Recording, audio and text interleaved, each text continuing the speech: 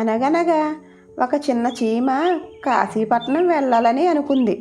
ఒకరోజు ఉదయం ఆ సంగతి తన తల్లికి చెప్పింది.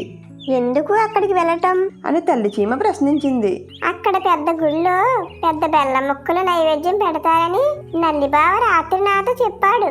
అందుకనే నువ్వు ఇచ్చిన బెల్లం ముక్కను తినకుండా వదిలిపెట్టేశాను అని చెప్పింది పిల్ల చీమ. కాశీపట్నం చాలా దూరం, నువ్వు వెళ్ళలేవు అంది తల్లి చీమ. తల్లి చీమ మాట వినకుండా చిన్న చీమ కాశీకి బయలుదేరింది.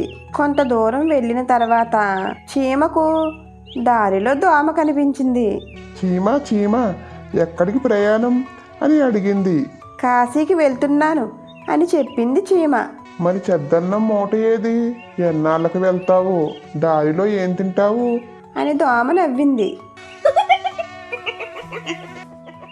అయితే మా అమ్మని అడుగు తెచ్చుకుంటానని చీమ తన ఇంటికి తిరిగి వచ్చి తన తల్లితో జరిగిన సంగతి చెప్పింది.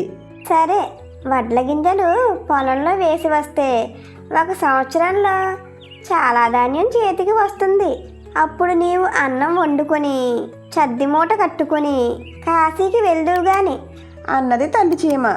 ఆ సంవత్సరానికి చీమ ప్రయాణం ఆగిపోయింది. అనుకున్న ప్రకారం మరుసటి సంవత్సరం చద్ది మూట కట్టించుకొని చిన్న చీమ మళ్ళీ ప్రయాణం అయ్యింది కాశీకి. కొంత దూరం వెళ్ళిన తర్వాత ఒక ఈగ చీమను చూసి పకపక నవ్వింది. ఎందుకు నన్ను చూసి నవ్వుతావు అంది చీమ. కాశీకి వెళ్తున్నావు కదా, చలికి కప్పుకోవడానికి దుప్పట్లు ఏవి అంది ఈగ. మళ్ళీ ప్రయాణం ఆపుకుని ఇంటికి వచ్చి ఆ సంగతి తల్లి చీమకు చెప్పింది పిల్ల చీమ. అయితే మన దొడ్లో పత్తి చెట్టు బాగా పెరిగితే దూది వస్తుంది, దానితో నువ్వు దుప్పటి తయారు చేసుకుందువు గాని అని అన్నది తల్లి చీమ. మళ్ళీ ప్రయాణం ఆగింది. 1 సంవత్సరం తర్వాత దూది వచ్చింది. ఒక రోజున పిల్ల చీమ సాలెపురుగు దగ్గరికి వచ్చి నాకు దుప్పటి తయారు చేసి ఇవ్వవు అని అడిగింది. సరేనని సాలీడు దుప్పటి తయారు చేసి చీమకిచ్చింది. ఆ సంవత్సరం చీమ మళ్ళీ కాశీకి ప్రయాణమయ్యి కొంత దూరం వెళ్ళిన తర్వాత పేను కనపడి తెగ నవ్వింది. ఏం పేను, ఎందుకలా నవ్వుతున్నావు అని అడిగింది చీమ.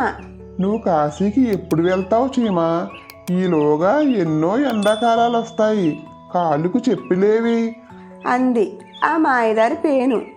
ఓహో అలాగా అంటూ చీమ వెనక్కి వెళ్ళి తల్లితో జరిగినదంతా చెప్పింది.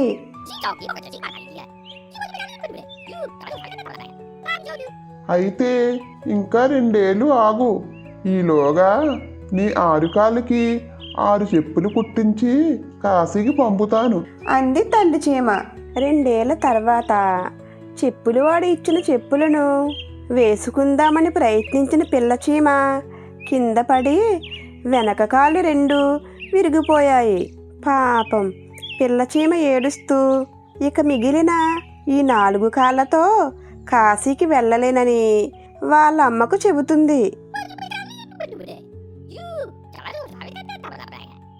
అప్పుడు తల్లి చీమ పిల్ల చీమని ఏడవకమ్మా ఏడవకు, నీవు వెళ్ళలేకపోతేనే కాశీపట్నాన్నే ఇక్కడికి పిలిపిస్తానులే అంది తల్లి చీమ.